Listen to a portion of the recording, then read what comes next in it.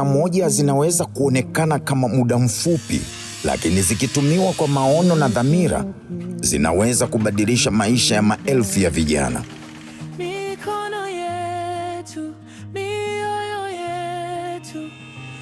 Hizi ndizo siku 100 za mwanzo za uongozi mpya katika Wizara ya Maendeleo ya Vijana. Joel Arthur Nauka, na hapa kwamba nitakuwa mwaminifu kwa Jamhuri ya Muungano wa Tanzania na kuitumikia kwa moyo wangu wote, na kwamba nitahifadhi, nitailinda na kuitetea Katiba ya Jamhuri ya Muungano wa Tanzania kwa mujibu wa sheria iliyowekwa. Tangu siku ya kuapishwa, Waziri wa Vijana alitoa ahadi moja iliyo wazi: kuweka vijana mbele ya kila maamuzi. Siku 100 zimekuwa na mafanikio makubwa sana. Naweza nikasema pengine inawezekana ni kati ya siku 100 za marais ambazo zimekuwa na matokeo ya haraka kuliko huko tulivyozoea mwanzoni. Na hii inatokana pia na dhamira yake, lakini maandalizi ambayo alikuwa ameyafanya. Aliahidi bilioni 200 kwa ajili ya wafanya biashara wadogo, wakati na wa kampuni changa. Makofi tafadhali.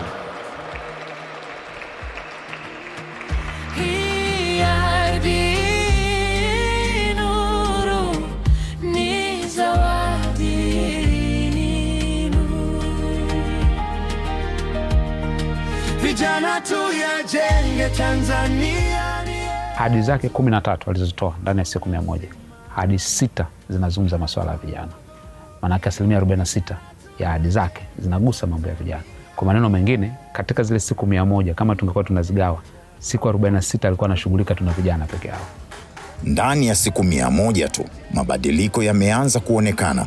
Maelfu ya vijana wamepata mafunzo ya ujuzi, ajira na ujasiriamali.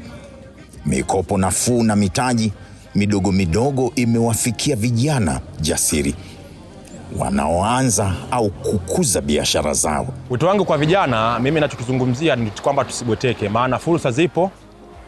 Ukiona hauwezi kupata ajira, maana kama umesoma na umepata elimu, ajira kama imekuwa ni changamoto kwako, ni vizuri tukaungana kama vijana, tukawa na kikundi. Baada ya hapo tukatengeneza andiko au mkatengeneza andiko ambalo linaweza likaweza kuwasaidia kujiajiri. Ubunifu umepewa nafasi yake. Vituo vya teknolojia na ubunifu vimeanzishwa, vikifungua milango ya dunia ya kidigitali kwa vijana. Lakini zaidi ya yote, wizara imechagua kusikiliza.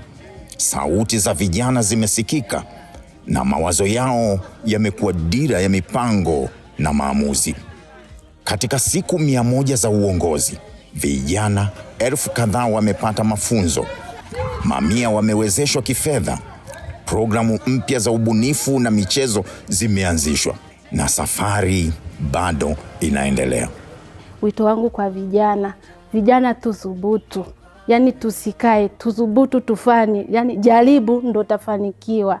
Kwa hiyo mimi nawashauri vijana wenzangu, tusifikiri kwamba kila kitu kinakuja rahisi. Hapana, tujaribu kufanya, matokeo yapo na maendeleo tutayapata.